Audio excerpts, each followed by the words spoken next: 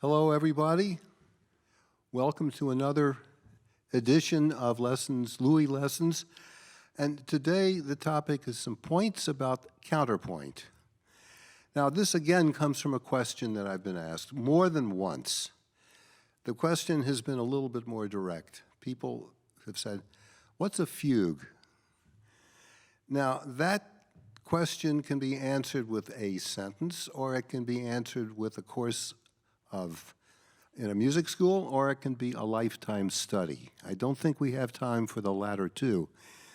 But I would like to talk a little bit about what you are hearing when you are hearing music that is following the design and the concepts of a fugue. Now, before I do that, I want to illustrate something that was pointed out to me many years ago when I had the good fortune, the wonderful good fortune of having a summer study with Vladimir Ashkenazy. He was a great, great pianist, still is, but he was an incredibly wonderful teacher. And the first piece that I brought into him, I brought in two major works that we studied very intensively, Beethoven Fourth Piano Concerto and the Brahms D minor Piano Concerto, both of which I had played with orchestra in the past and had some success as a young pianist. So we played through the first movement at our lesson, both of us from memory. Now, I was expected to, but I was kind of surprised when I realized he was playing the orchestra score without any music in front of him. I wonder how many times he played it and conducted it even then. And when we finished, he was very complimentary. He was very nice to me. Then he wanted me to do something. The opening of that concerto is a chord. My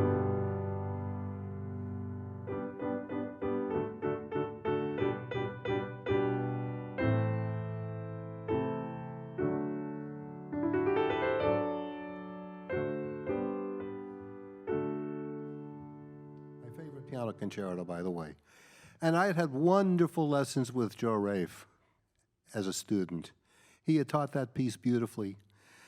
And he emphasized a warm singing tone. The melody has to sing. This was his mantra. This was the mantra of many of the teachers when I was a student. Warm singing tone. And that's good. But what Mr. Ashkenazy wanted me to do was to think of each of my fingers as a member of an orchestra. And each of the members of the orchestra was playing a melodic line. Not necessarily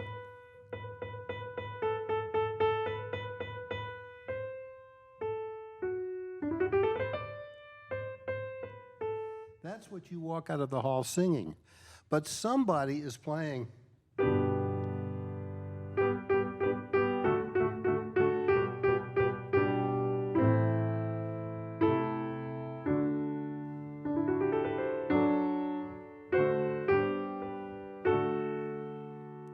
If you could hear, this part of my hand was playing. Somebody is playing.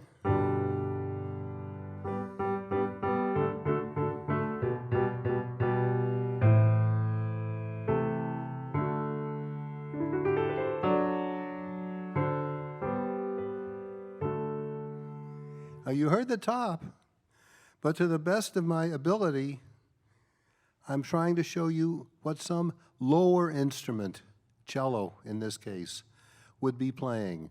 And that cellist went to a very good school, like Michigan, and got at least 2 degrees, studied with great teachers, and joined an orchestra.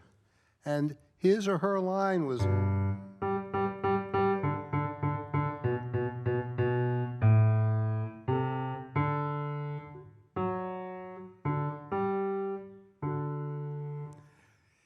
In a nutshell, this is counterpoint.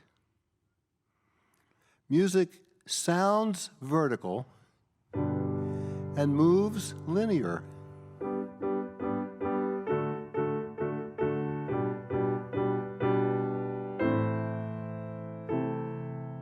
And the piano is doing all of this. And in order to get that, it's never, no pianist has ever played it to his or her teacher's satisfaction, ever, ever, including Beethoven.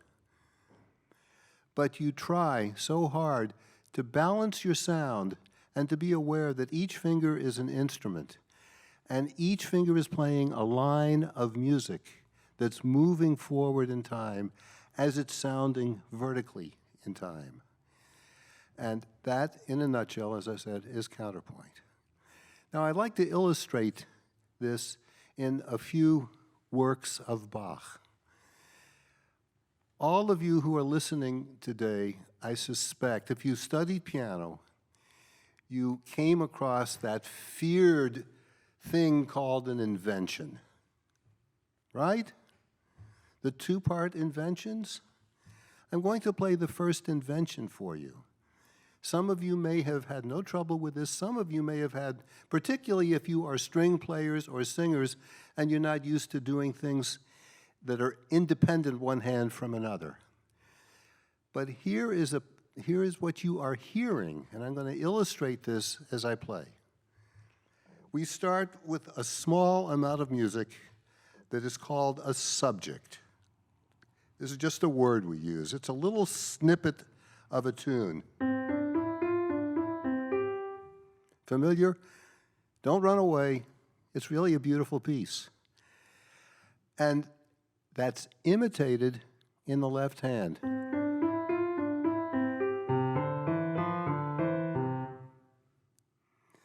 The right hand plays it again and plays it a fifth higher. Left hand imitates. Then there is a kind of a conversation where the right hand takes the lead, and it sounds like the melody, but without the left hand furthering the conversation, it's pretty bland. Here's the right hand alone.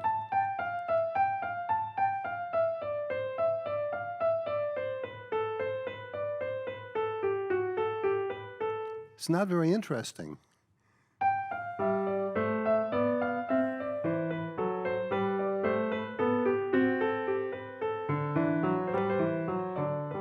That's more interesting. And you notice that the lines are moving in kind of opposite direction. Right hand coming down, left hand going up. I have to hear that. I have to be aware of that. This is a Bach two-part invention. I'm not likely to do anything profoundly musical, like a big, huge crescendo or changing on certain notes of dynamics, but I have to hear the left hand doing its thing.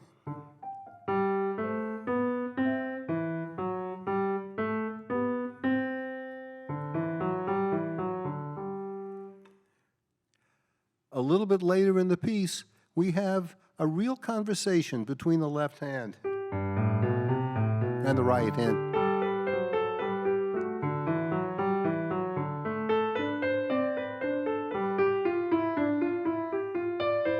Can you hear this as a dialogue kind of going, and the conversation is getting a little bit more intense, and then we're actually going to leave the key of C major and just brush lightly through A minor, which is a minor tonality. The music becomes more intense. You don't have to do a lot of dynamics. The music is making its own crescendo.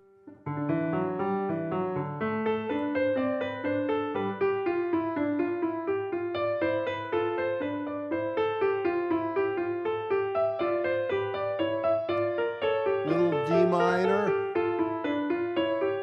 little A minor.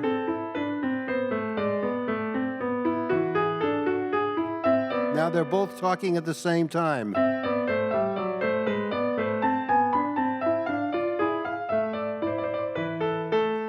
So that's a kind of a conversation, and it gets, for the piece, in music, it gets kind of heated. Now, I don't ever, piano students, if you're listening, I do not advocate practicing hands separately. It's one thing, now you saw, I could play the right hand alone, I can play the left hand alone, but that's not what you're playing. But I do advocate playing, there's a technique called shadowing, where you play one hand on the wood and the other hand.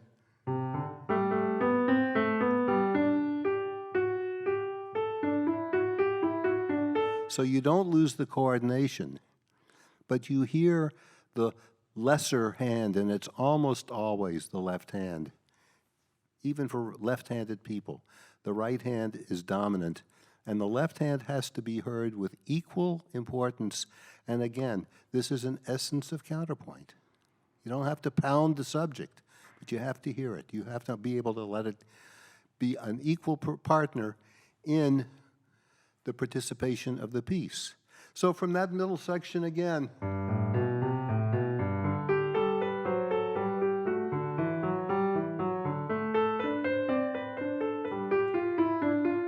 little crescendo.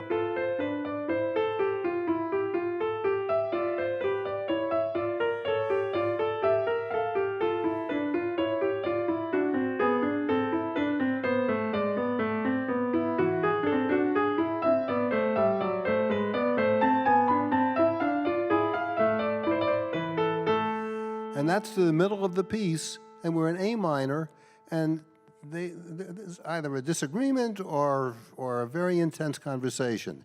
Now we're going to come back. Right hand leads, left hand follows. And if you noticed, this is all about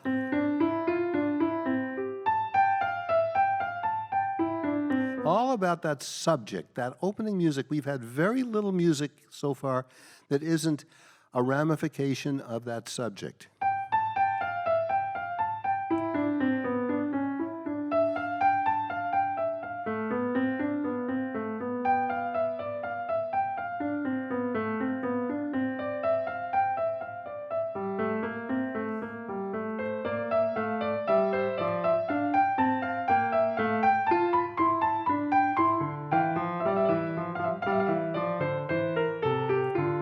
Now we're going to end the conversation, and for authority's sake, not for voicing, we have a chord. No doubt about it being in C major. A few additions, and I learned it that way when I was a kid. I added the chord long before I found that some editions just print a chord. It's euphonious, it sounds nice.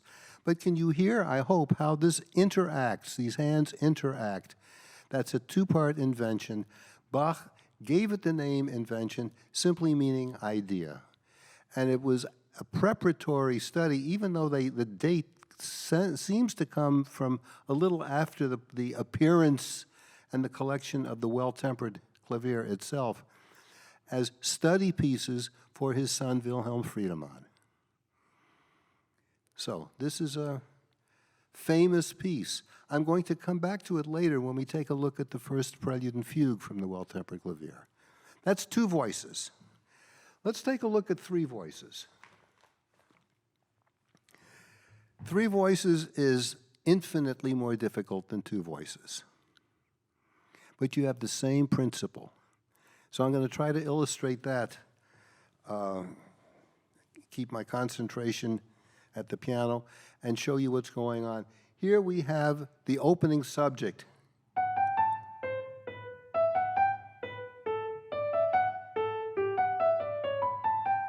And it's accompanied.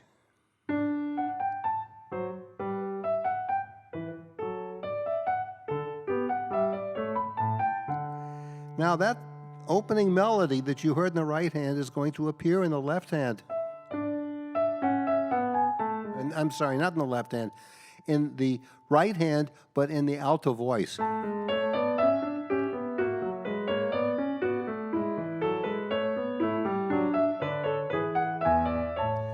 Now, right away, we have a problem. We have to be able to play one line of melody in a hand a little bit louder than the other line. That's a coordination problem, and as you see, that's an infinitely more difficult thing to do than if it's just two voices. And this would have been hard for Wilhelm Friedemann at age 10 or whatever age he would have been. I think he would have been around 10 or 11 years old when this appeared. I think he was born in 1710, and this music appeared around 1722, so around 12 years old. This would have been hard to do. And with Bach as your teacher, it would have been very, very hard to do. I'm glad I'm sitting here 336 years removed from him as a teacher. But he's yelling at me through this score to listen to the right hand.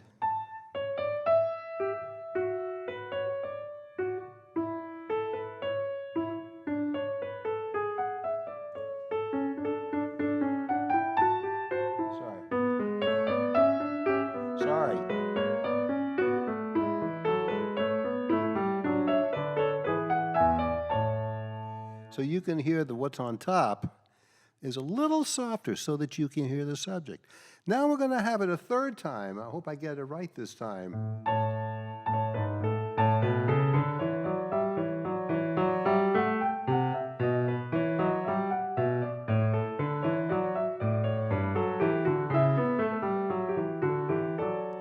So now we have the subject entering 3 times. First on the tonic, then on the dominant, and then back on the tonic. The 1st degree of the scale, the 5th degree of the scale, and then back to the 1st degree of the scale. This is the basic principle not only of a 3-part sinfonia, but of every fugue that Bach or Handel or just about everybody else wrote at this time. Tonic, dominant, tonic, dialogue. And the voicing, one has to be careful not to overdo it. Because remember, on a harpsichord, you can't do that. You can't play the alto voice louder. I'm going to talk about that in just a minute. How do you hear this if you can't play it louder? We'll get there in just a minute. But let me play that much so I'm not talking through it, and you can hear how it unfolds from the beginning up to where I just stopped.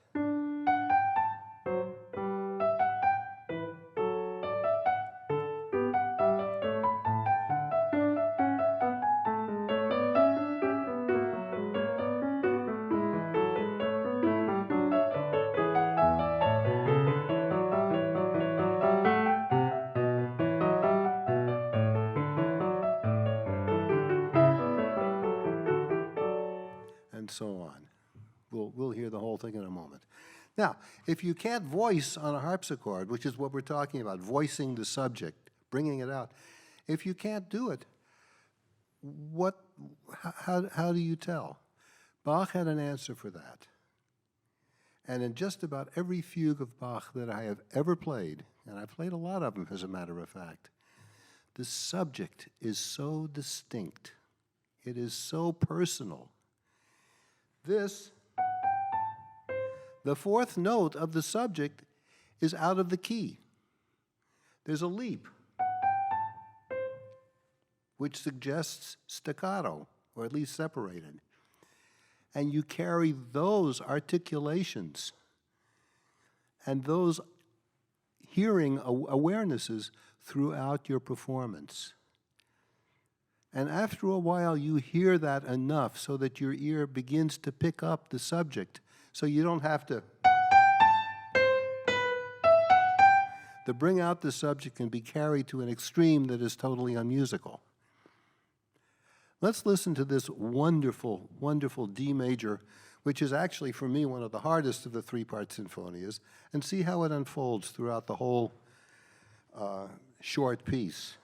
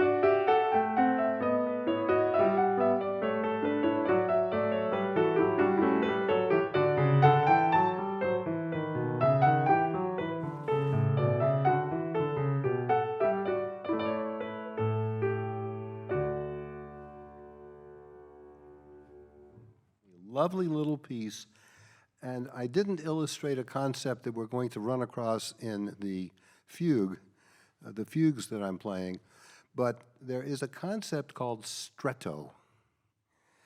Think of the word stratification, layering. That subject lasted, play it again, you know it, but you'll be whistling this the rest of the day.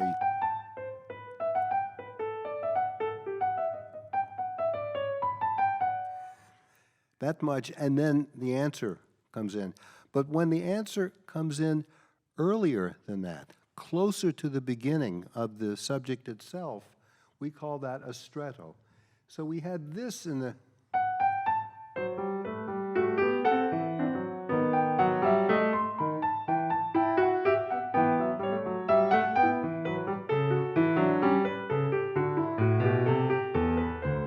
So you heard that gesture, da-da-dum, bum-bum, coming in much earlier and much more often. And that's very, very tricky. It's very, very tricky to hear that because your ear keeps jumping back and forth from various lines. There are only 3 lines of music, but there are 4 levels of stratification here, and it goes back and forth from the bottom to the top. This is another contrapuntal counterpoint device that is used not only by Bach, but by every composer who has written a fugue. It adds variety to the music and agonizing problems for the performer. But this little D major sinfonia is a great example of stretto technique, and it occurs throughout most of the 3-part sinfonias. All right, these are preparatory pieces. They're no less beautiful, they're no less important, they're just shorter. Let me play for you one that I believe you all know, and then maybe I've got some surprises for you. This is a piece of music that, by the way, I have never, to my knowledge, I have actually recorded it a long time ago, but I've never performed it in public. So this is a first for me. You will recognize the prelude of this prelude and fugue instantly, but you might not recognize the fugue.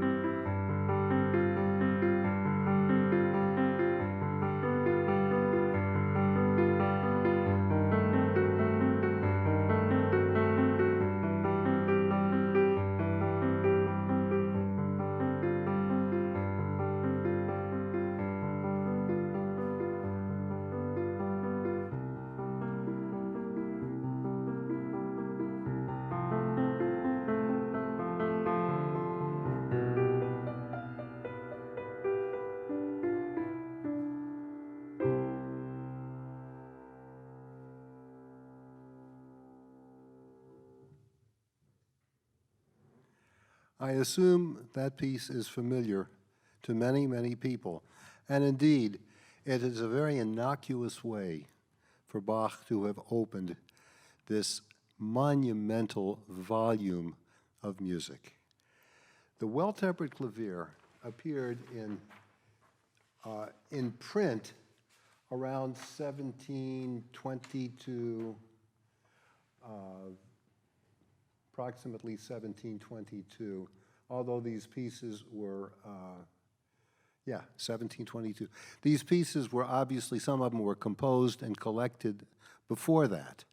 I want to read to you what Bach wrote on his own manuscript about this music. The Well-Tempered Clavier, or preludes and fugues through all the tones and semitones, both as regards the tertia major, the major third, or ut, which is do, ut, re, mi, and as regards the tertia minor, or re, mi, fa.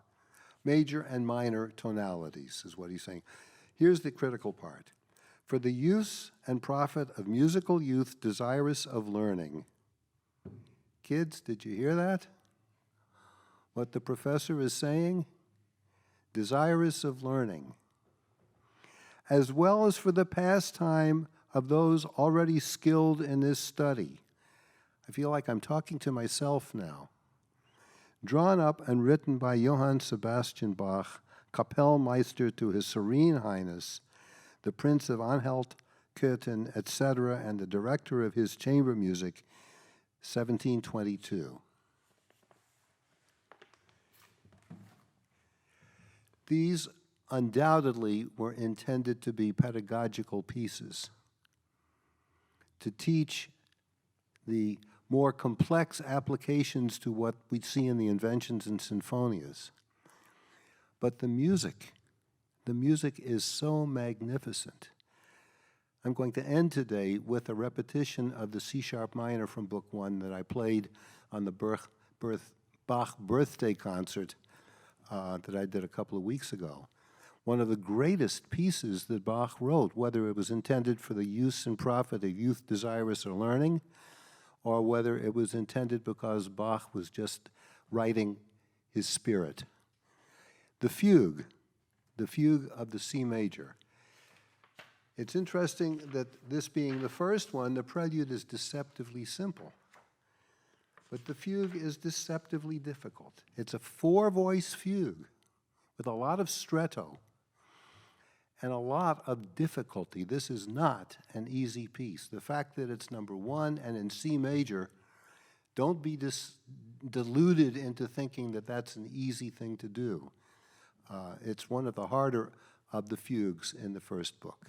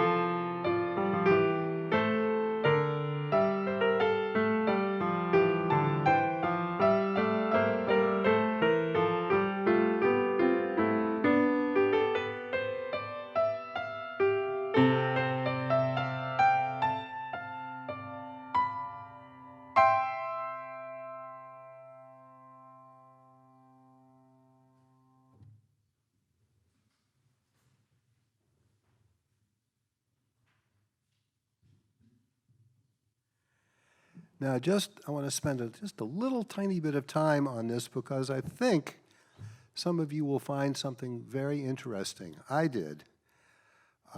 In fact, I have to admit that what I'm sharing with you now is fairly recent discovery on my part. Remember that first invention I played?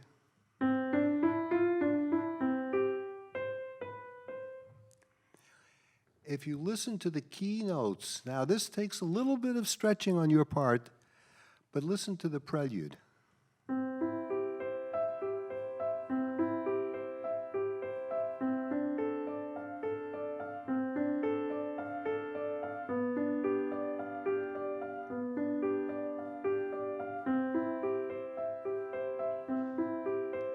Embedded in that is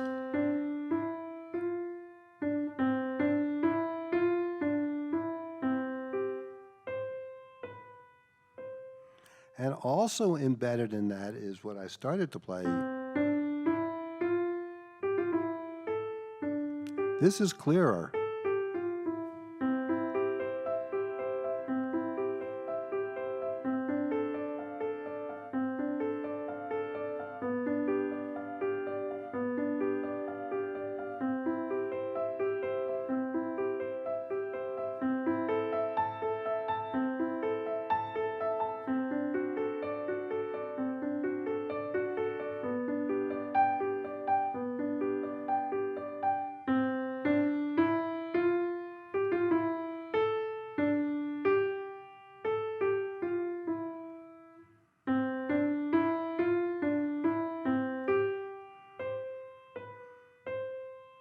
It's a little harder to hear from the invention, but those three C major pieces that mark the beginning of two wonderfully conceived collections of pedagogical material, they're connected, they're related.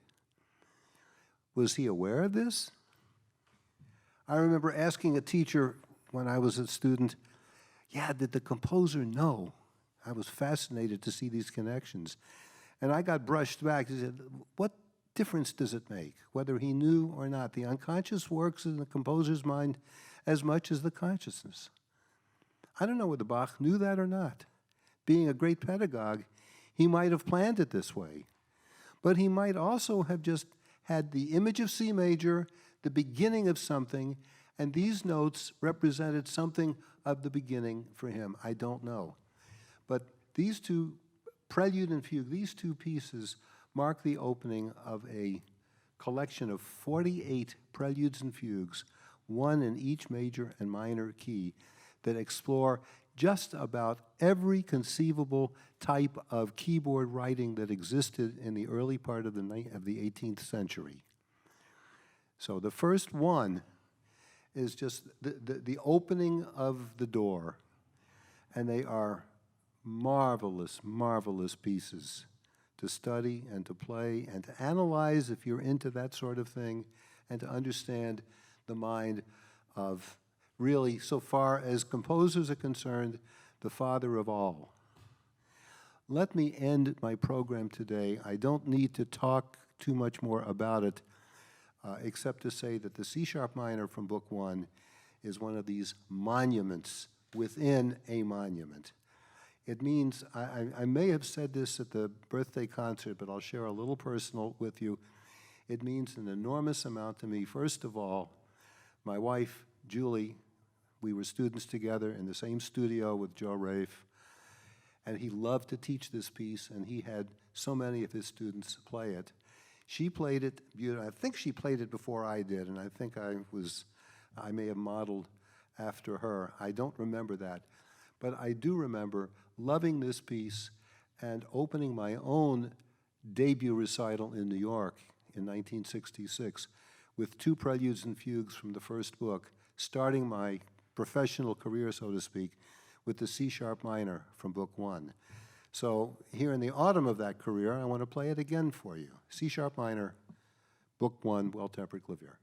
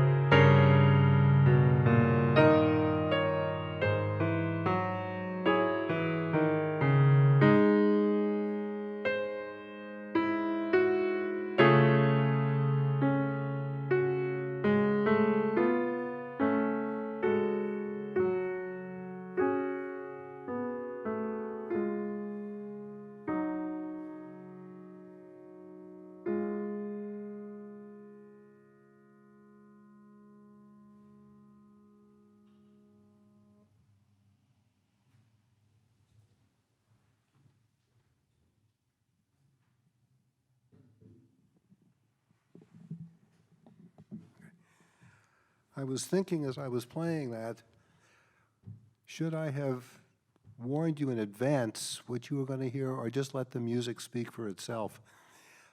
What you heard was three subjects. I'm not going to go back and analyze it post-hearing, but you heard Bach giving you three very, very distinct melodic snippets, and how they all interacted. And there were many times in those measures where all three were going against each other. Now, how do you bring out one when the other two are equally important? This is a triple fugue. It bears that nomenclature. How do you bring that out? You don't. You hear the interaction among the three subjects and the surrounding counterpoint, that sometimes there were 5 voices of music, 5 instruments going on at the same time. And it seems like, even in illustrating that, it's kind of complicated to hear that. But the amassed sound of 5 voices of music being controlled at the piano by 10 fingers in the year 1722 must have been phenomenally challenging for Wilhelm Friedemann or for anybody else, and it remains so today. This is one of truly my favorite pieces to play, because every time I go back to it, it's a new challenge. Something I had not heard before, something I hadn't brought out. That one spot where I pounded down on the C sharp in the left hand, maybe overdone, but I had never felt quite the organ stepping on a pedal on an organ, and how that would reverberate in a huge church. Never quite felt it the way I have when I've been preparing for these programs. It's always revealing something wonderful and new through this supposedly academic approach of prelude and fugue. So it was my pleasure to bring these pieces in the hope that illustrating something about counterpoint, it may still be confusing and it may be still frightening to young students, but it is the essence of all music, whether it's played at the piano or whether it's played at the violin. Yes, the violin.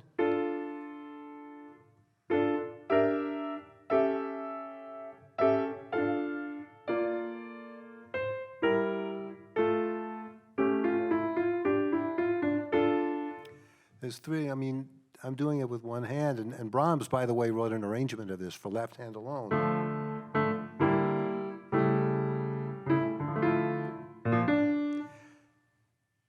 The violin can play counterpoint, and the 6 partitas and sonatas of the violin of Bach are fiendishly contrapuntal.